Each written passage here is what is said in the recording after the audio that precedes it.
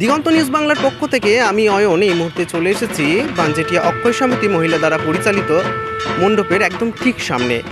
এবারে তাদের কি থিম রয়েছে তা জানতেই আমরা পেয়ে গেছি তাদের সকল সদস্যদের।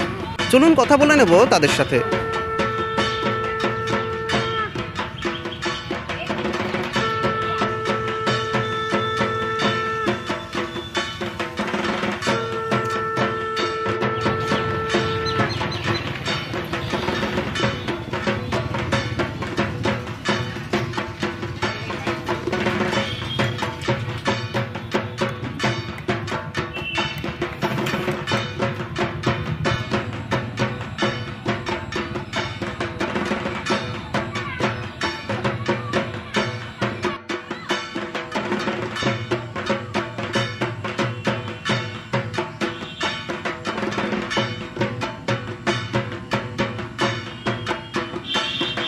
এবারে কি থিম?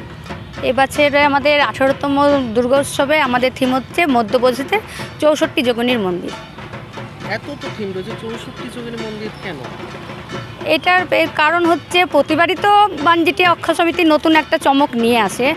এবারের আমাদের একটু চমকটা এতদিন তো আমরা এর আগে আমরা করেছিলাম কি যেন প্রেম মন্দির করেছিলাম, তারপরে আপনার 25 মাথা দুর্গা হলো।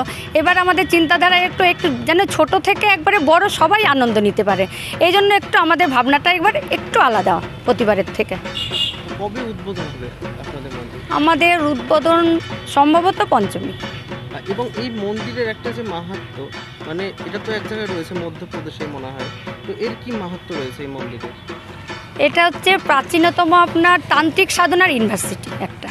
এখানে আপনার তান্ত্রিকদের জন্য এক শ্রেষ্ঠ জায়গা।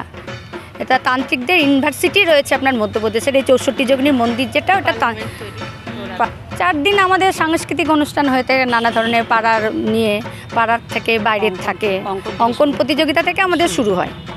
এবং বিশেষ কেউ কি উদ্বোধন করতে আসবেন?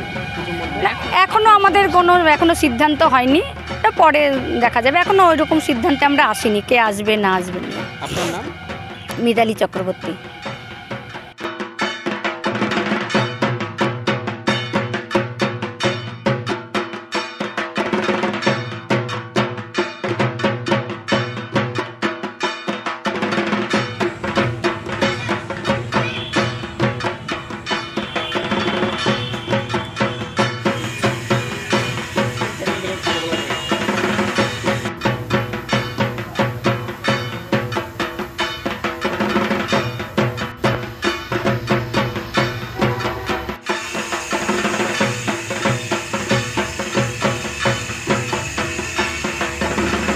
মুর্শিদাবাদ তথা রাজ্যবাসীর জন্য যে চমক বানজেটিয়া অক্ষয় সমিতি আনতে চলেছে তা কিন্তু নজর কাড়া।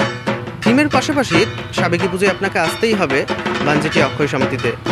ক্যামেরায় পাপ্পু মণ্ডলের সঙ্গে অয়ন, দিগন্ত নিউজ বাংলা।